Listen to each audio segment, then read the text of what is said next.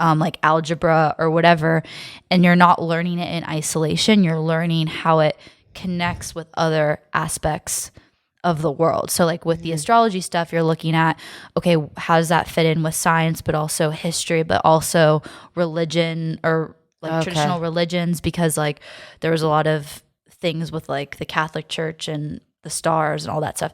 So you're connecting all the dots so that when you see something in the modern world, you have historical reference of that same. You're recognizing patterns, and you're also recognizing how to link ideas together to form like ideas and conclusions. And I think especially with the COVID stuff, because basically like our education teaches us to think in isolation, we're really bad right now at like connecting all of the dots, even if they're really obvious about what's been happening with all the COVID stuff, you know? Yeah. I would assume since elementary schools and at least like the public school system is still keeping kids masked and still keeping kids like socially distanced while they're at school, I would assume they're not doing as much like group work, correct? Probably. That's something that I had when I was in middle school and elementary school, and it was huge because I felt like any like group project that I had was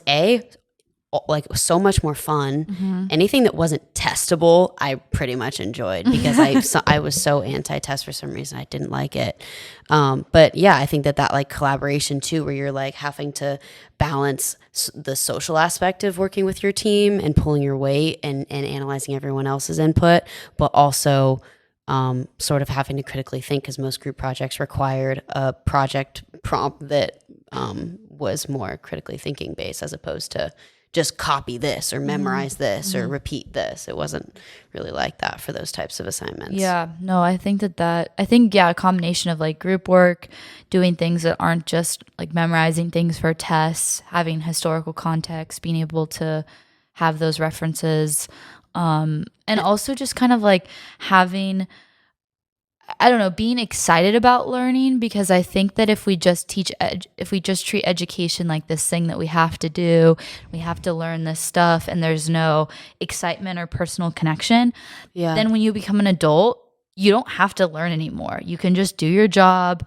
watch TV, chill out, go on social media. Like that's why I feel like a lot of my friends don't understand what's going on in the world, because you have to be curious to research what's happening, you know, and actually like uncover what is going on. You have to care in a way. You and people normally only care about things when they apply to them. And so when you think that that something doesn't apply to you, or that some bad policy that you don't necessarily believe in doesn't apply to you, then you're not going to even care about investigating it.